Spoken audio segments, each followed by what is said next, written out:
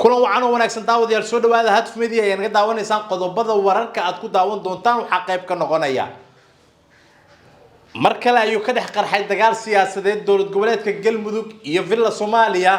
waxaana la sheegayaa in gudoomiyaha guddiga doorashooyinka qarankiisa hodimaha gabi ahaanba laga mamnuucay deegaanada Galmudug go'aankaas ayaa gaaray Maxamed Cabdikaariye qorqor warqad ka soo baxday ayaa gabi ahaanba looga mamnuucay gudoomiyaha guddiga doorashooyinka qarankiisa hodimaha iyo xubnaha guddiga doorashooyinka deegaanada Galmudug qodobada kale ee aad daawan doontaan waxa qayb ka noqonaya hogaamiyaha koonfur galbeed Soomaaliya Sheekh Maxamed Nuur Madoobe iyo wafdi hogaaminaya ayaa maanta soo gaaray magaalada caasimadda ee Muqdisho wafdiga waxa garoonka diyaaradaha Aadan Cabdulle Cismaan Aadan Cadde ku soo dhaweeyay gudoomiye ku-xigeenka labaad ee xubnaha xildhibaanada golaha shacabka wasiir ka tirsan xukuumadda ra'iisul wasaare Xamse Cabdi Barre xubnaha xildhibaanada golaha shacabka baarlamaanka jamhuuriyadda federaalka ee Soomaaliya qorshaha uu yimid Sheekh Maxamed Nuur Madoobe maxay tahay maxaa ka jira inuu la kulmi doono madaxweynaha jamhuuriyadda ra'iisul wasaaraha xukuumadda federaalka ee Soomaaliya Sheekh Maxamed Nuur Madoobe gudoomiyihii hore ee golaha shacabka haddana ah hogaamiyaha koonfur galbeed Soomaaliya ma waxa uu yimid qayb ay ka tahay in wada tashiyo laga gelinayo ruuxa noqon doona ama ruuxa loo dooran doono inuu yahay gudoomiyaha golaha shacabka baarlamaanka jamhuuriyadda federaalka ee Soomaaliya kusimaha gudoomiyaha golaha shacabka ahna gudoomiye ku-xigeenka koowaad Sacdiye Yaasiin Samatar ayaa sidii ugu adkeed ugu hadashay arintuu sameeyay Cabdiraxmaan Maxamed Cabdillaahi Cirro waxaana ay sheegtay in arrimaha guud ahaan ummadaha islaamka madaxda caalamka iyo waliba madaxda qudareyso guud ahaan Soomaalidu in arintan ilgaar ay ku eegto dowladda Soomaaliya ayaa warqad ka soo saartay ama go'aankii ugu adkaa kaga hadashay arrimaha uu sameeyay Cabdiraxmaan Maxamed Cabdillaahi Cirro oo Qudus ka furtay safaarad sidoo kalena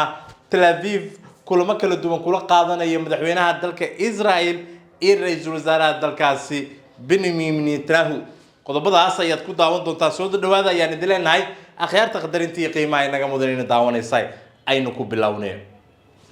mar kale ayuu ka dhex qarxay dagaal siyaasadeed madaxweynaha ama madaxtooyada Soomaaliya Villa Soomaaliya iyo waliba madaxweyne Axmed Cabdikaariye qorqor go'aankan waxa uu yimid ama dagaalkan ayaa yimid kadib markii lagu arkay mid kamid ah musharaxiinta u tartami lahayd xilka madaxweynaha dowlad goboleedka Galmudug iyo uqaasha qaar kamid ah beelaha Soomaaliyeed ee deegaanka gobolka ama deegaanada Galmudug isagoo dhex fadhiya gudoomiyaha guddiga doorashooyinka qarankiisa hodimaha waxaana ay ku eedeeyeen Galmudug in uu dhexdhexaad ka ahayn arrimaha doorashooyinka waxaana la sheegayaa in Axmed Cabdikaariye qorqor madaxweynaha dowlad goboleedka Galmudug go'aan cad uu ku soo saaray in gabi ahaanba deegaanada Galmudug uu mamnuuc ka yahay amaba aysan imaan karin xubnaha guddiga doorashooyinka qarankiisa hodimaha oo ugu horeeyay gudoomiye Cabdikariin arintaas ayaa dhalatay iyadoo la filayay in dibadbaxyo waaweyn oo lagu taageerayo maamulka Galmudug toddobaadkan uu ka dhaco magaalooyinka waaweyn ee deegaanada Galmudug dhinaca kale hadii aan eegno hogaamiyaha dowlad goboleedka koonfur galbeed Soomaaliya iyo wafdi hogaaminaya ayaa maanta soo gaaray magaalada caasimadda ee Muqdisho madaarka Aadan Cabdulle Cismaan Aadan Cadde waxa ku soo dhaweeyay xubno ka tirsan golaha wasiirada xukuumadda gudoomiye ku-xigeenka labaad iyo mas'uuliyiin kale hogaamiyaha koonfur galbeed Soomaaliya gudoomiyihii hore golaha shacabka Sheekh Maxamed Nuur Madoobe ayaa intuu ku sugan yahay magaalada caasimadda ee Muqdisho la kulmi doono madaxda ugu sareysa dalka gabagabada daarna wasaaradda arrimaha dibadda ayaa qoraalkii ugu adkaa oo arin diblomaasiyadeed ah ka soo hadashay waxaana ka hadashay arintuu ku dhaqaaqay Cabdiraxmaan Maxamed Cabdillaahi Cirro madaxweynaha maamulka Goonistaagga ee Somaliland iyo waliba arrimaha uu ku dhaqaaqay ahayd in Qudus uu ka sameeyo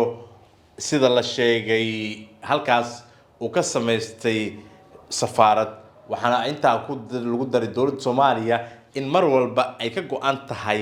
in xilligan wixii ka dambeeya aan u dulqaadan karin Cabdiraxmaan Cirro iyo waliba maamulkiisu waxay sameynayaan nabadiino nooli kulati dambe salaamullaahi calaykum